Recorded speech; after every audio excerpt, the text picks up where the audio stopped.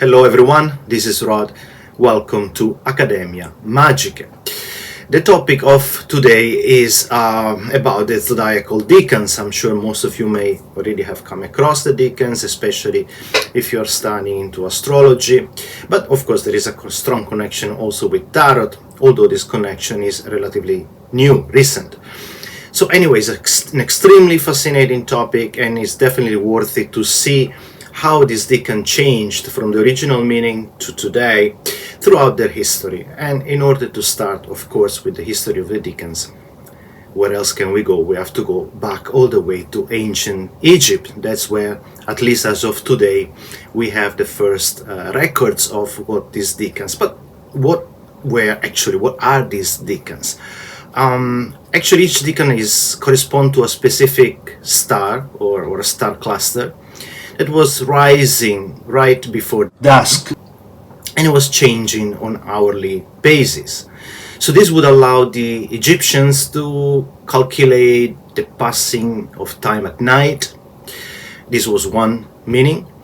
And another very important point is that the first decan, rising on the first hour of the night, so the first hour of dusk, he would be repeating, would be the same decan showing up for the next 10 days. And after 10 days, it will be another decan taking his place. So basically, it really works like the two hands of a watch. Like you have the short hand, basically is the decan ruling a 10-day period. And on the other side, at the same time, you have the long hands that is moving hour by hour, and a new decan will show up in the sky. So this would also create the basis of the Egyptian calendar on 365 days, the same one that we have today, which of course is based on the 36 decans times 10 days for each decan to rule the 10 days period. And at the end of the 360 days, they would be adding 5 epagomenal days in order to complete the circle. As of today, we still don't know which decan would correspond to which star or star clusters, although we know that the most consistent one was the decan called Thoth, or the decan associated with the star Sirius, because this would be marking the beginning of the Egyptian year. So actually these decans were not originally intended for astrological purposes, but more for astronomical and religious purposes. Of course, the decans were considered already by the Egyptian some kind of divine beings, and each associated with his own name and associated with his own deity. And the perfect depiction that we see, one of the oldest depiction that we can see, is the depiction in the ceiling of the tomb of Senmut. Here we go back to the 1500 BC, and you can see all these deities that are traveling across, each one on his own small boat. So this is showing that contrary to what was happening in the neighboring Mesopotamia, or what was called the Chaldean, in the Egyptian astral science, at the beginning, was not really intended for divination, but as I say, cosmological, and also related to the soul's journey after death. So there were very important rituals and theurgical implications related to know exactly which decan would be ruling which hour of the night in order to proceed exactly with the ritual by the priests. And essentially this was made to participate, was considered a participation in the cosmic order. Also the decan were believed to influence human health as well, a practice that we will see later and will be developing later under the name of melothesia. So the connection between the cosmos and the microcosmos of the human body, where each decan was assigned a rulership over a specific part of the body. And again, we can see, for instance, from this depiction, where the sky was the goddess Nut or Nuit, and she arched protectively over the earth god Geb. And each evening, basically, she swallowed the sun god Ra, who then journeyed through the underworld during the 12 hours of the night, battling for the forces of chaos, and then it would reborn again after 12 hours from Nut or Nuit's womb at downtime. Most likely this marks the very first correspondence between decan and which part of the body of Nut or Nuit the specific decan is traveling across. At the same time, as we mentioned in the neighboring Mesopotamia, astrology or the art of the Chaldeans, as we may say, actually evolved from a totally different practice, and it evolved from the practice of divination. It was actually divination before to be systemized in a proper mathematical science. So actually at the beginning they were just trying to read the sky's omens, and these sky's omens were extremely important and considered to affect any kind of public matter, the weather, political or military affairs, because of course the planets, the moon, the stars were representation of the gods themselves. And it wasn't actually until the 5th century BC that the Babylonian came up with the proper zodiacal wheel. So this was a very important turn for the astrology in Mesopotamia, because this system would allow the priest to actually calculate the upcoming planetary position and compile all the related tables of planetary position for the present and the future. So as usual, it was only after the Alexander conquered Egypt that we entered the famous phase of the syncretism between the Greek, Egyptian, Roman cultural fusion. And at the beginning, of course, the dynasty of the Ptolemies maintained, of course, the Egyptian temples, but of course they started to add Greek language and philosophy, so Greek astronomy, astrology as we want to call it, and the Babylonian or the Chaldean astrology, including demonology. So in this stage, decans were completely kind of reinterpreted, and of course they were still linked to the stars, but they were reframed astrologically and re-identified with other gods, angels, demons, and spirit. And actually in this phase is the first phase that decans were recognized to be capable of magical interventions. So the syncretic process that happened mainly in Alexandria, what happened here we have is that from Babylon, from the Chaldean, we have the structure of the 12 sign zodiac. We have the tables of the planetary exaltation or detrimental. We have the concept of triplicities, and this from the Chaldean. And then we have the merge with the Egyptian. We have our 36 decans that were reorganized to cover a 10-degree segment of the 360 degrees zodiac wheel. So each sign would cover 3 decans. And from Greece, of course, we have the philosophical foundation, the 4 elements of fire, earth, water, and air, and the re-identification of the original Mesopotamian gods that were renamed or re-identified with the Olympian pantheon. So, for instance, Marduk of the Babylonian became Zeus, Nergal became Ares, and so on and so forth. Another very important concept that was introduced by the Greeks was the concept of horoscopos. So hora is the time, and scopos means watcher. So horoscope means really the time watcher. Introducing also the concept of the ascendant. So the raising zodiacal degree on the eastern horizon at the moment of birth.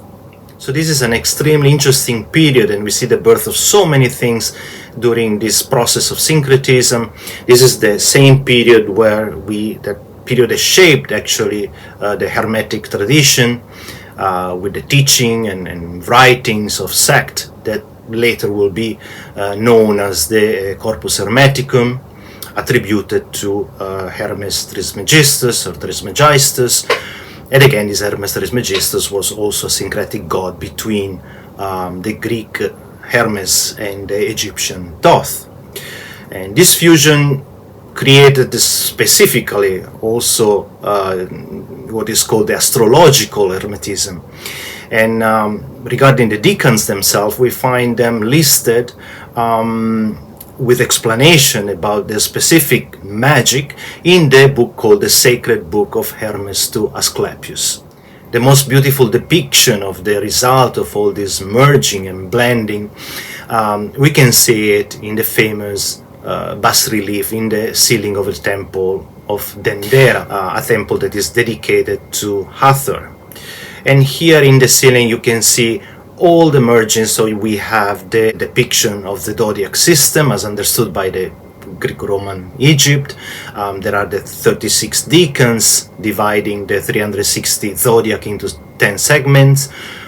We can see the connection of the planetary deities integrated within the circular zodiacal scheme, again combining all the Egyptian, Babylonian, Greek astrological motifs. And finally, these Dendera's decans became actual agents of fate, astrological spirits, and as well as talismanic rulers. So their function actually moved from liturgical regulation to a personal destiny influence.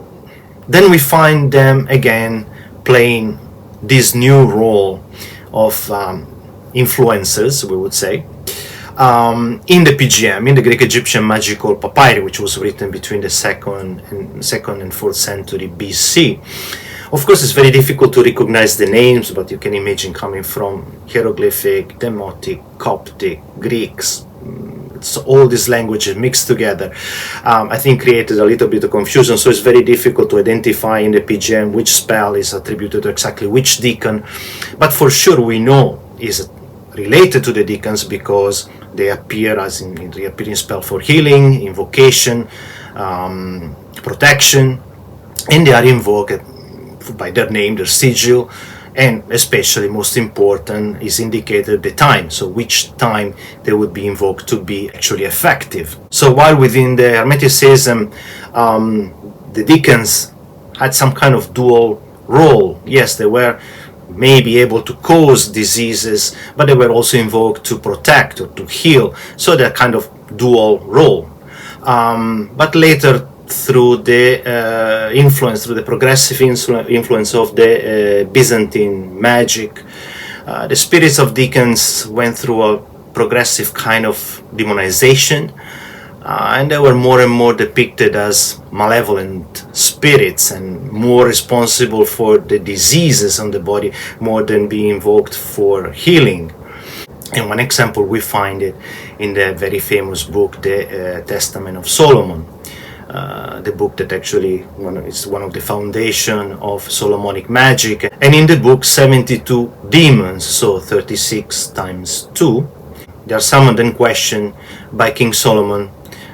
King Solomon, of course, is having his magic ring, so he'll be able to control them, and his spirit is called forth, and he will be revealing his name, position, and which disease or which part of the body is affecting. Another very important period for astrology and for the decans is between the 8th and the 10th century, through the Islamic astrological magic, in particular through the studies and writing of Abu Mashhar, Al-Kindi, and of course this is the period where the very famous Gayat al-Hakim, also known as Picatrix, was produced. And this book contains a tradition of systematic magical astrological cosmology, including the image, description of the decans, related spirits, and the related talismanic usage. Picatrix was finally translated into Latin in Toledo under the King Alfonso X, and the Latin translation, of course, became very popular throughout Europe, and the decanal images, description, and all concepts was very well absorbed by astrologers such as Marsilio Ficino, Agrippa, Cornelius Agrippa, and pretty much all the Renaissance Hermeticists. But of course, as usual, as it happened when we have different translations, as of today we also have slightly different description of the decan themselves, whether we read them coming from the Picatrix or we read it coming from Agrippa, the 3 books of occult philosophy, or we read it from the De Umbes Idearum of Giordano Bruno, or even we read them from the Liber Hermetis. So we find some kind of discrepancies, but pretty much the 36 decan remains the 36 decans as originally depicted. In this period, in the Renaissance period, we also see an increasing integration between astrology and ceremonial magic. So each decan would be worked ritually using invocation, sigils, talisman, and would be able to channel specific energies for love, protection, intellect, or even destruction. Then we come to the 19th century, where the Golden Dawn, actually drawing from Hermeticism, Kabbalah, astrology, they assigned a connection, they draw a connection between the 36 decans and the minor arcana, or the pip card of the tarot deck. And from there it would define the cards' esoteric and symbolic meaning. Let's take, for example, the Two of Wands. This is associated with the first decan of Aries, which is Mars in Aries.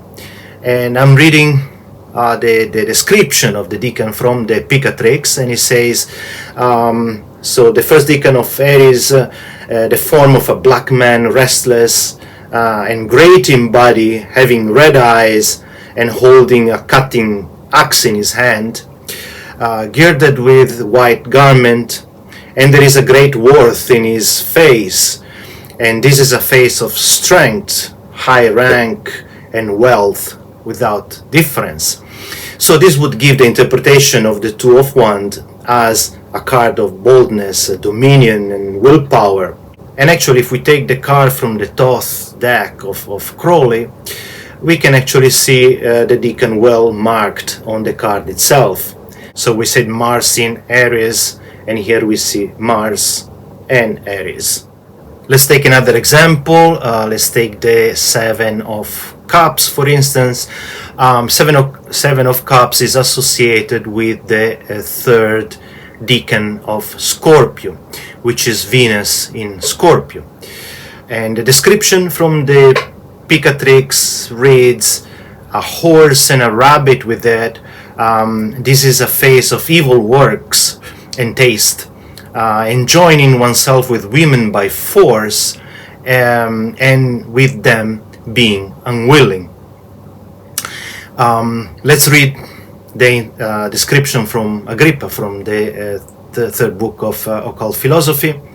In the third phase ascendeth a man bowed downward upon his knees, a woman striking him with a staff, and is the signification of drunkenness, fornication, wrath, violence, and strife.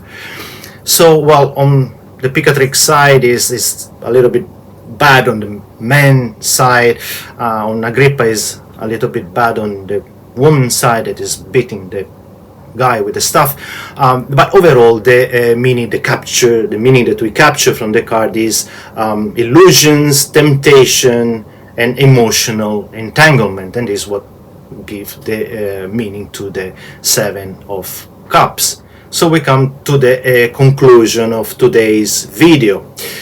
Before going, a couple of recommendations for further reading, especially related to the history, the ancient history of the decans, where I would recommend a couple of books from Parker. One is called Egyptian Astronomical Text, and the other one is called Ancient Egyptian Astronomy. Another very nice one is from Belmonte, In Search of the Cosmic Order, Selected Essays on Egyptian Archaeoastronomy. So that's it for today. If you're not subscribed to the channel, as usual, I would be really appreciate if you can subscribe, if you can share this video with your family, friends, and all things that would be definitely appreciated. In the meantime, thanks again for staying with me today, and hope to see you again soon. Bye bye.